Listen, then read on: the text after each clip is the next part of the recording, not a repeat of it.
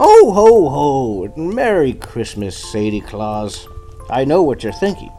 The North Pole seems awfully snuggly in your slumber. Let me tell you a little story. One that comes to mind as I'm peeking at my naughty list. It was a special night. A holiday night, just like tonight. Although it wasn't Santa reading his naughty list. It actually all started when these two assholes on YouTube decided to put together a spectacular holiday extravaganza filled with people doing some rather naughty things. So our story begins.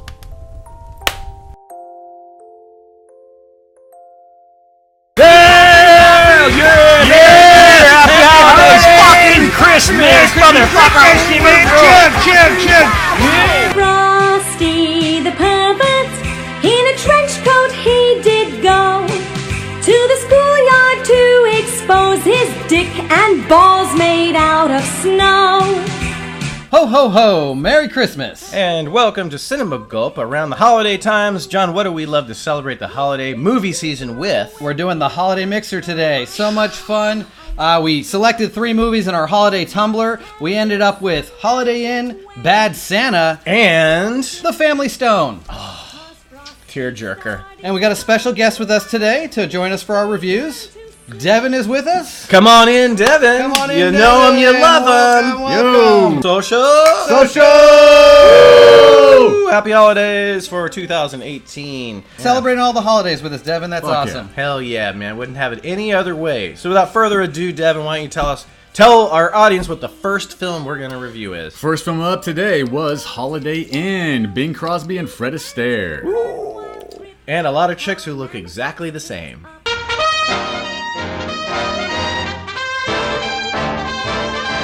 Just watched Holiday Inn, and in honor of watching a movie that took place in 1942, Yes. we're drinking Nagasaki's. Cheers, guys. And what's in a Nagasaki, Devin? We got some eggnog, which is kind of like bull semen, and also, of course, sake. Yeah. And they're pretty damn good. Pretty delicious. Yeah, Yeah, pretty good. surprisingly good. Yeah, and I'm sure tomorrow I'll feel like I had a bomb dropped on me. Speaking of a bomb dropping, what happened to these homes here? We made some Holiday Inns and tried to get a little creative with it. And what's going on over there, Ben, with your inn? Well, I thought of 1942, and if I owned a Holiday Inn, I would like it fully armed and fully, I want men with machine guns and rocket launchers guarding my Holiday Inn, and anybody that fucking comes close to it, they're gonna get murdered. Like you see this little Indian guy over here. I'm not sure if Indians still existed in 1942 or whatever, but they'll definitely get slaughtered if they come near my inn, especially around Christmas time. Yours looks like it's a magnet of destruction. I think a fire had started because of a faulty Christmas light. The firemen came in, they fell down the chimney, the police were trying to land a helicopter on the roof, and the whole place just went to hell in handbasket. So, would you rather be at any one of these inns than the Holiday Inn from the 1942 film Holiday Inn? I think that the actual Holiday Inn in the film was probably filled with hotter pieces of ass. the Holiday Inn was boring as shit. I don't know. If you like watching white, rich people of privilege covered in blackface singing about Abraham Lincoln, then that place is pretty awesome. So I don't know. You gotta honor the traditions during the holiday, man. Come on, you gotta dress in blackface on Abraham Lincoln's birthday. Everybody does that, right? So the first thing I want to say about this movie, and it's the biggest knock, which already takes it, if you start every movie at a 10, which you try to, it already goes to a 5 because it's not really a Christmas movie. True. It has Christmas in it, but it's not a Christmas movie. It's more of a Valentine's Day movie. It's a very February It's more of a terrible movie. film. Yeah. Bing Crosby opens an inn that he only wants to have open and have parties on holidays. So he counts it up. There's like 15 holidays a year, and he plans to spend the rest of the year just lounging around and doing whatever else the hell he wants to do. And so each segment of this film is kind of a different holiday that people are spending at this inn. And essentially we just get a lot of dance numbers, song and dance numbers, some entertaining, but most of them pretty dull and forgettable. The whole thing was dull and forgettable, really. Yeah, I mean, watching Bing Crosby play the piano, but not really play the piano with no fucking piano music, that was funny. Tell us why that's a magic piano. What makes that piano magic? Well, apparently when Bing Crosby hits piano keys, it plays violins and string instruments. And not piano. Hey, anything but the piano. The only thing I want to talk about in this movie is the blackface musical number because it was so shocking. Praise united thanks to one whose name was Nancy Hanks. Abraham. It was so shocking. I understand when this film was made. There's a lot of musical numbers in this movie, but that was clearly like the longest one, and it was kind of like a weird, passionate, propaganda-ish type of song rather than like a happy song.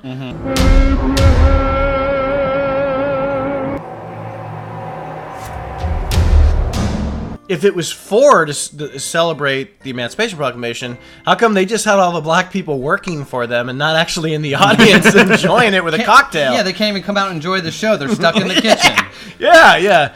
That we're celebrating your, like, emancipation from slavery. Get back to work! When we get to Independence Day, they have a full-on propaganda commercial supporting war, the times that of was war. even crazier. This did take place in 1942 Yeah. during, the height of World War II, our entry to World War II a year before. I get why it was there, but it did come out of the blue. It's like, why are we watching a propaganda piece in the middle showing military machinery and armories and a shot of, I think, Harry S. Truman or somebody in there?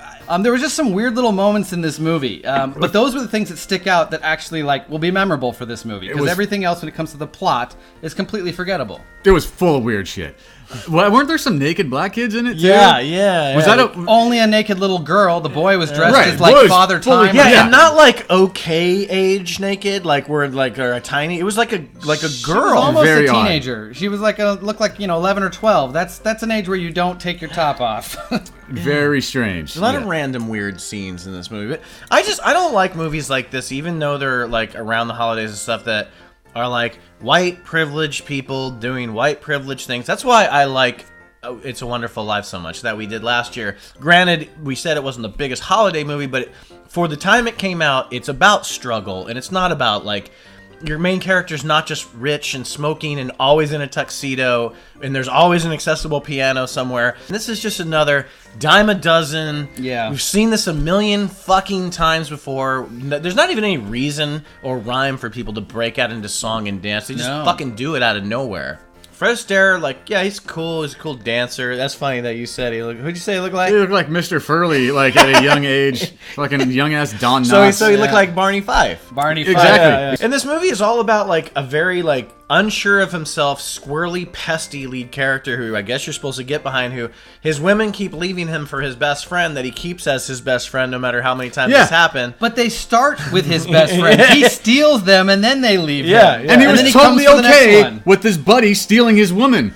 Twice! Well, hey man, I'd be okay if you stole my woman. We'd still be friends. Bing Crosby was really a little bitch in this movie. Totally, he was such a bitch. He was such a little pussy. Bitch. We didn't even know at one point if he was dating this chick because he's letting other guys grope her and he's just like, how am I supposed to get behind you pussy? And I love how Fred Astaire, he was dancing with that chick and he when he was all wasted, drunk, and the next day he's trying to find her. Who was that woman? I need her as my dance partner. The only way he could identify her was by looking at her ass. Yeah. I mean, there was just moments in this movie that were filled with misogyny and racism, and it was a product of the time. This movie sucked. It was a piece of shit. Didn't need to see it, but it was still entertaining in a weird way because all the fucked up shit in it. I'm gonna give it let's go middle of the road. I'll give it 5 gulps. Wow! Holy fuck! That sounds like something you were entertained by. Yeah, absolutely. It ain't going that high for me, man. It's middle of the road if the top of the road is a 4. Yes, exactly. I'm giving this fucking thing 2 gulps because it was just. There's no plot in this movie. What is fucking going on? Like I said, why do I care about some rich guy who's like, oh, poor me, I just bought a fucking 1,000-acre farm fully equipped with animals and slaves and everything else, and then, poof, I just want to turn it into a fucking giant, fancy inn, and it didn't seem to take any effort. It needs 2 gulps because I don't know what the hell I saw in this movie when that blackface musical scene came on. I've never seen anything like that in my life. That's how many I give it. 2 burps. I'm right there with you, man. It was a boring movie. I like Fred Astaire's dancing. There was a couple dance numbers that entertained me. The women are hot. All the women in the 40s usually look the same, so they all look hot. Bing Crosby has a great voice. As you said, he sounds great when he's singing a Christmas song. But I don't like him otherwise. We don't like him so much in the other 5 or 6 holidays. We had to sit through and listen to him sing some boring-ass songs. So other than Fred Astaire's dancing and some of the strange moments that were products of the time, this movie was a waste of time for me. So I'm going to give it a 2. And don't put it in your holiday catalog because it's not a Christmas movie. I am ready to demolish the Holiday Inn because that was a piece of shit. So I got my crane here ready to do some damage. Take it down! And Take you got it to down! bulldoze over there. Let's destroy these places. Taking it down like the movie. Fuck your Holiday Inn, Bing Crosby. You pussy. Let him take your girl. Fucking pussy. God. So Fuck this our old house. pals Fucking from God. our old pals Yeah. from Gulp Land, Booty and Frank or Hank wanted to come in and sing their rendition of "Baby It's Cold Outside." So here they are, guest hosts of our holiday mixer. Give it up for Gulp Land. Take it away, guys. I really can stay. Booty, it's fucking cold outside. Time to sail away. Booty, it's fucking snowing outside.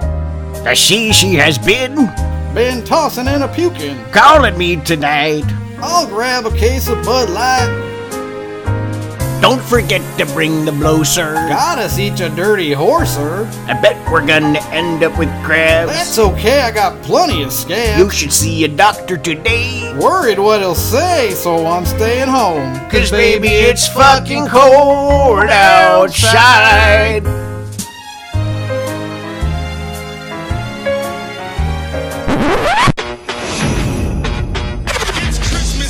What do you want? What do you want? What are you doing? Look who's here. It's Santa. I'm on my lunch break, okay? So we just saw Bad Santa, and boy, I was so happy to be able to see that one and review it. What about Such you? a great Christmas comedy. Right, So yeah. glad we got to see it. So, from the North Pole, you guys know him, you guys love him. So what better person slash being slash spirit is there to review Bad Santa with us than...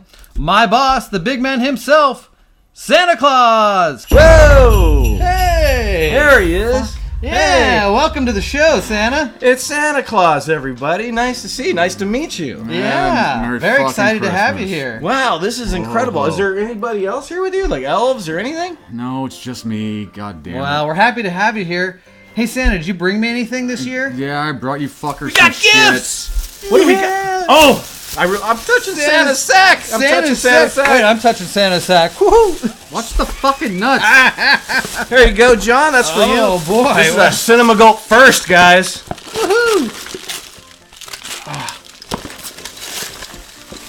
Oh my God! We got flasks! Hell yeah! Oh, Santa! You You're got the me best. exactly what I wanted. I'm not known for having a red nose for nothing. You are the man, Mr. Claus. Thank you so much. Woohoo! So, I'm assuming that you've seen this movie we're going to review, which is probably why you flew in from the North Pole, right? I might have seen it once or twice. Really? Okay, let's get into it. What did you think of this movie? This movie's fucking amazing. It's one of my favorite Christmas movies Let's ever. get you up a little bit closer there, Santa Claus. There you go. There you go. So, what'd you think about this movie? This is a 2003 movie. I saw it that same year. I remember where I was the first time I saw it. I was on the boat in the Navy. Everyone was like, "Did you see that fucking movie? It's so fucking funny." It's one of my favorite comedies of all time. It's one of my favorite Christmas movies of all time. I agree with that. It's not just a good Christmas movie. It is a fucking great comedy. Like, we Yeah. were laughing. All three of us have seen this movie many times, and we were just cracking up seeing this again for the 10th time. I've been Like, watching that movie for 15 years, and in the same spots, I'm legitimately pissing myself in some of the scenes. Well, I think one thing that stands out in this movie that's so excellent is the casting. I mean, Yeah. Billy Bob Thornton as the bad Santa character, as Willie, just nobody else could play it the way he does. Everybody else in the movie is so funny as well. I love Tony Cox. You would love Cox. Now, every time I see this movie, it makes me laugh my fucking ass off. Right? Every fucking time. It's great. It doesn't even matter if it's Christmas. Every fucking time I watch it. Great fucking movie. Despicable piece of shit Santa Claus that hates himself. What can you say bad about this movie? Nothing. It's a fun movie. It's got some Christmas spirit in it too, even. You know, you see this transition from Willie's character going from a piece of shit. And he's a piece of shit throughout the whole fucking movie. Yeah. But you also see this transition where he starts to, you know, he bonds with Thurman Merman. Yeah. And he starts to develop some kind of feeling and bond with this kid. And he goes and he fucks up some kids, beats the shit out of these little fuckers, and, you know, he turns a new leaf. Well, it's instinctual for him, isn't it? Like, it's almost like he's almost like Ben Solo. Like, he's fighting the urge to be good. He wants to not be good. Yes, exactly. You know, and Thurman Merman's that little symbol of, like, goodness trying to pull him into a direction he doesn't necessarily think he should be in or want to be. You know, and that's what makes Billy Bob's performance more transcendent as just like a Christmas movie or anything like that, because he's up there on that level of acting in this movie that you would have like a Bill Murray and Scrooge, because he has those moments. It's not just a one-dimensional, hey, I'm a piece of crap Santa. There's so much going on in that face. Big time, yeah. Look at all that going on there.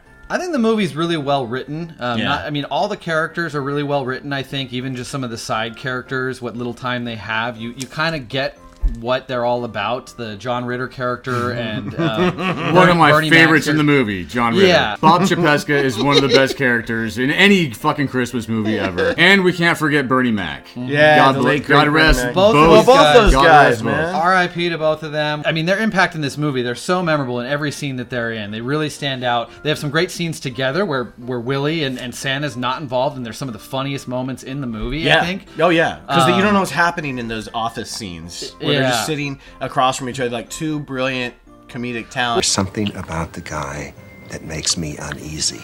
Well, sure. Santa fucking someone in the ass. Some of the details that you get out of like Bernie Mac's character that you figured, did the writer of this movie come up with these ideas, or did Bernie show up on set and say, hey, I want to be drinking Metamucil and eating oranges and tangerines and smoking constant cigarettes? Yeah, it's totally Bernie Mac. The way that the scene where he's getting his nails done, it's just like fucking ashtray full of cigarette butts, so great, overflowing. But the other great character that I just love so much is Thurman Merman. I mean, he's just so memorable. I feel really sorry for the character. I mean, he's like lovable, but you see what he's put up against, and he's the name that he has and family situation that he has. You know the trials and tribulations that this kid deals with every day, and so you feel for him.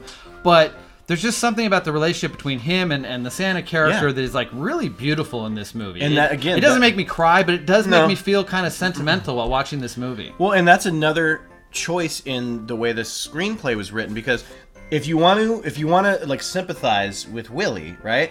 You can't have him all of a sudden have to take care of some cute little girl. You have to have it be just this awkward, fat, like maybe like mentally impaired kid. Otherwise, was it dropped on his head? Right? I mean, otherwise you just turn into like one of those Vin Diesel rock movies where it's like, oh, I'm a wrestler, but I gotta take care of these kids for the weekend. Did you just piss yourself? He wouldn't be able to tell. God damn it. Jesus. Santa, why don't you eat one of these? Why don't you eat me? Okay, I will. You bring us chocolates too? Jesus fucking Christ, kid, you can't have everything. Looks like a little... So one of the things that makes Bad Santa so special is that it's an R-rated comedy, and it's a fucking raunchy R-rated comedy. And the fact that it became such a sort of holiday classic, that's surprising, because what other one can you name that has this kind of level of status as far as like iconic Christmas movies? Placing it in the most un-Christmassy states in America, in Arizona, where sunny Arizona. I love it. The first time you see it, there's like that heat wave, right? Like the when they're walking through the parking lot. Yeah, it's like a Merry Christmas. Even with that, setting in Arizona, an un-Christmas friendly kind of setting, the movie feels very Christmas to me. And it's not just because Willie is constantly dressed as Santa. There's a lot of other elements. They go into the bars that are decorated for Christmas. You got this chick that wants to fuck Santa all throughout the movie. Yeah. You got the advent calendar scenes and stuff. Yeah. Thurman is constantly railing on him about questions about Christmas and how do you fucking advent calendar. I think it really gut punched people when it came out in the theater. It bombed pretty hard. It like really became something later. I think when people saw it, they were like, "This is mean spirited and ugly," and like you really get the essence of it later, where like it is full of Christmas spirit. It really is. I remember that one of the funny things about when that movie came out is some people didn't know that it was an R-rated fucked up comedy, and like parents were taking their fucking kids to come to see the movie. And then when they got really upset when they realized, oh shit, this is a Santa Claus that fucks women in the ass. You ain't going to SHIT right for a month. Lauren Graham. Lauren Graham. super hot in this movie. Sexy. She's an unbelievable character written by men, clearly. It's kind of like a character you couldn't have now, where she's just like, whatever you want me to do, Mr. Claus. Like, I know you're just a loser, drunken, homeless guy, but I'm just a chick, so you can fuck me or make me cook you food or whatever you want. Tony Cox, unsung hero of this fucking movie. He is the heart of this movie. He's the heart of both of them. Yeah, he really is so funny in this movie. He doesn't get talked about a lot. Everything is happening because of him. The story beats are changing because of him. Exactly. Yeah. My favorite scene with Tony Cox is the boxing scene. Or teaching Thurman how to fight, how to beat up the bullies. And how he turns into Classic. a bowling pin. Yeah. Yeah, those little midget legs fly up. Great stunt Fucking work. best thing I've ever seen. They're all just constantly punching each other in the nuts. And then when he gets hit in the nuts, like a body just bowling bowls like a bowling pin. It's like a teeter-totter. The reason this movie works in every element, if you look at the behind-the-scenes talent, you have the Coen brothers producing the movie. You have the director of Ghost World directing it and writing it. Yep. You have Mr. Santa Claus himself producing it as well, Harvey Weinstein. My name is Chris Kringle. I make that pussy jingle. Hoes at the... I love this movie to death. It's, like I said, top 25 favorite comedies of all time. I just fucking I have so many different feelings when I watch Bad Santa. Most of it is just joy and straight up laughing my head off.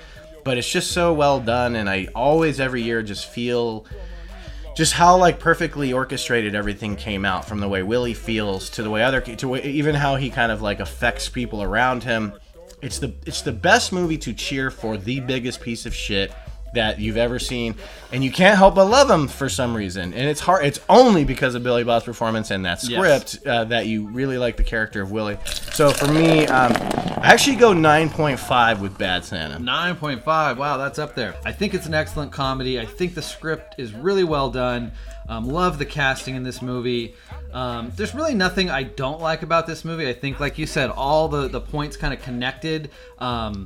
At that time in 2003, maybe, this was kind of an anomaly for this kind of raunchy Christmas film, but I think they just made it work in such a great way, and I think the sequel works really well too, and I'd really actually love to see a third Bad Santa.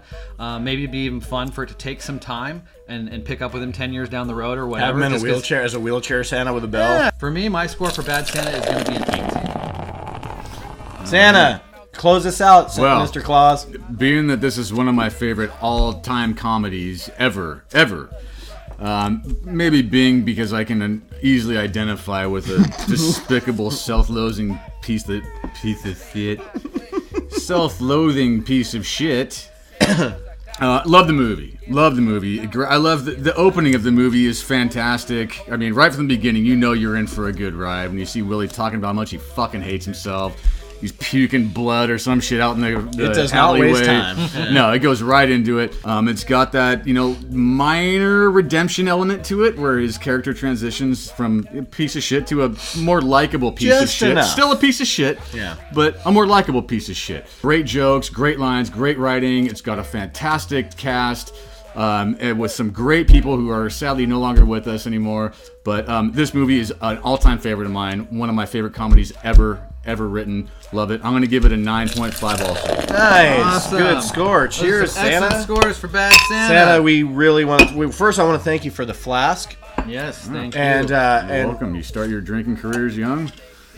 Thanks for calling me young, Santa. We're young at heart. We're all young to you, right? I hear to Santa, we're all little boys. So where's your next stop after visiting our show? Where do you got to go next? I was going to actually stop by your mom's house. So she's waiting for me. I was going to ask if you wanted to hit the bar with us later, but how about after that? Yeah, well, after. And John's sister was begging for a knock, too, so. She's in the big and tall section if you're looking for her. Well, we thank you so much for special guest hosting the Bad Santa review for Cinema Gulp's Holiday Mixer. The fun is still going. We still got lots of show left. But, Mr. Claus, your time has come to an end. Don't get put in cuffs later tonight. Yeah, no guarantees. We don't want it to be a holiday in handcuffs for you. Santa, you have fun coming down all those chimneys on Christmas night. And don't come down them the way you think you're supposed to come down. Yeah, I meant like slide down the chimney, with your sack. Oh, that still didn't come out right. Come, slide, sack. You guys are talking your language.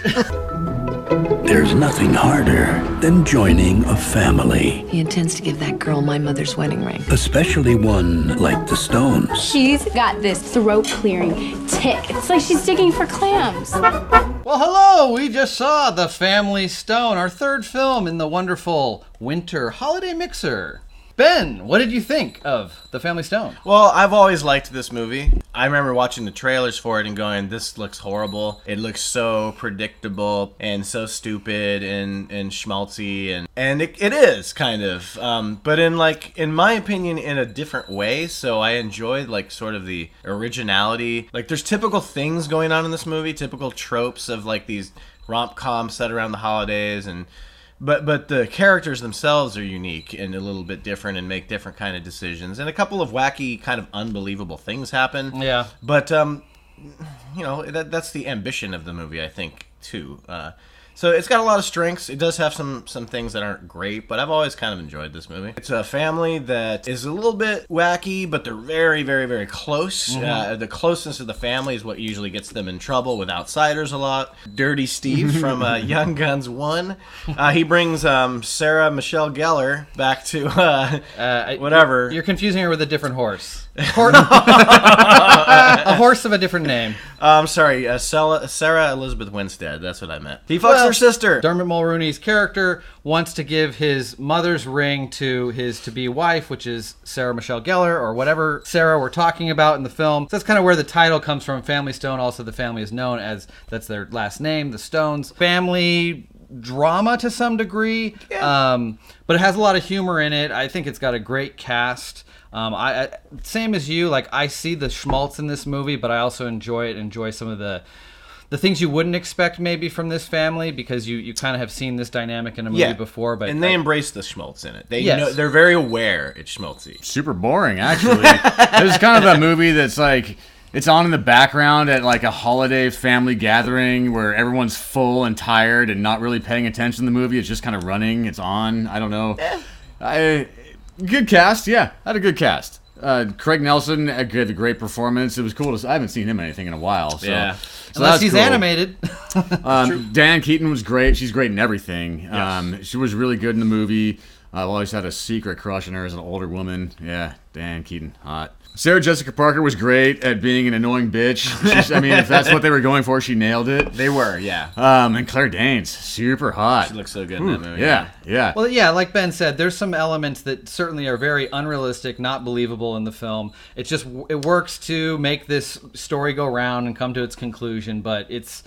You see it coming, as you pointed out. Somebody who hadn't seen the film, you see it coming a little bit too early, and you're like, is it really going to go this direction? And when it kind of does go the way you're expecting, it's a little bit of a letdown. But I still like the family dynamic in the film. I think the writing is strong in the film. I think some of the characters really stand out and are really well written. Dermot Mulroney's character, not so much, but... And he's usually pretty good. He had to be that adhesive character that it kind of centers around, like the catalyst of the movie. You know? But other great characters in the film are other great actors. We got Luke Wilson, who's really good in the movie. I think it's one of his best performances. That's not a Wes Anderson performance. Yes. Rachel McAdams, who is just incredibly looking in the movie. I forgot how little she has to do in this movie.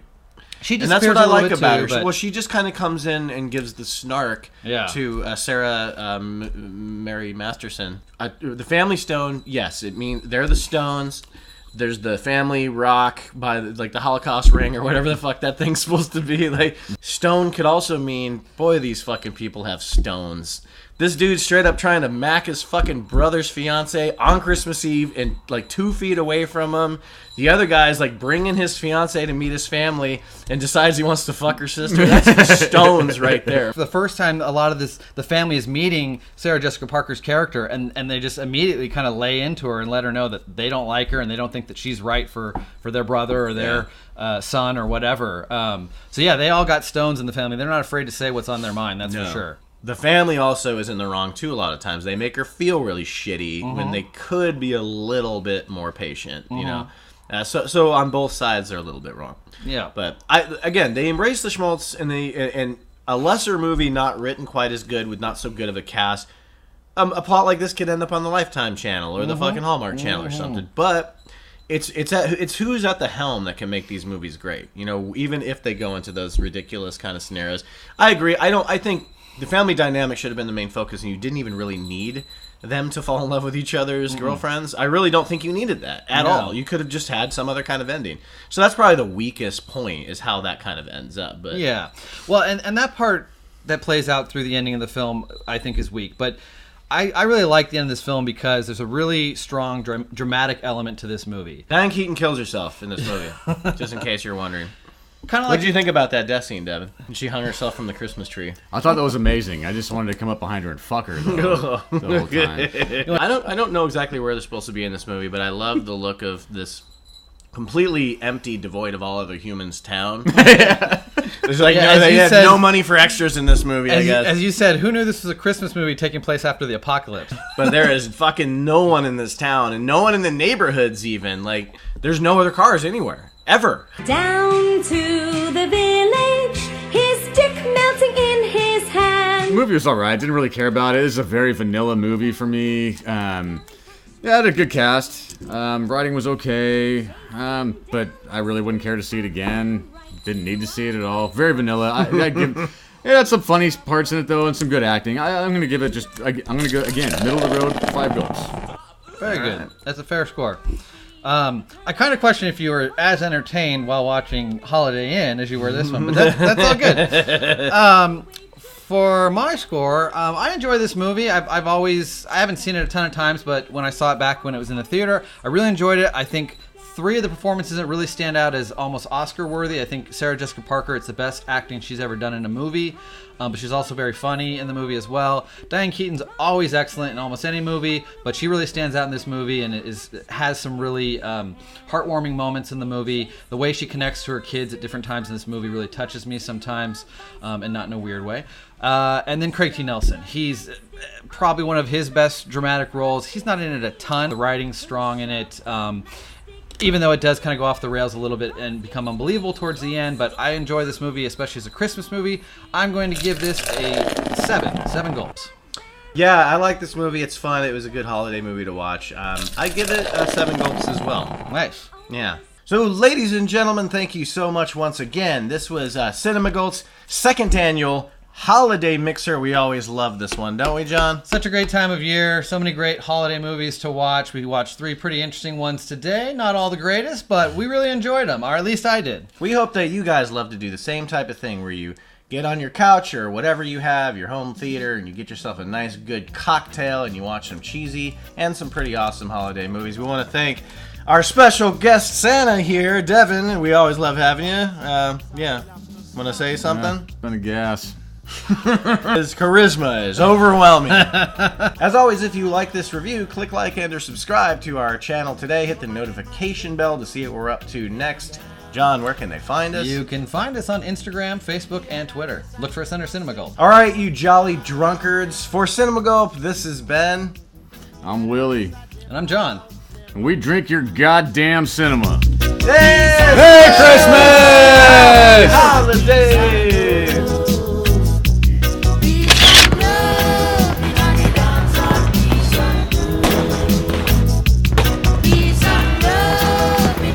Yeah, Holiday Inn tastes pretty good. It's pretty fucking good.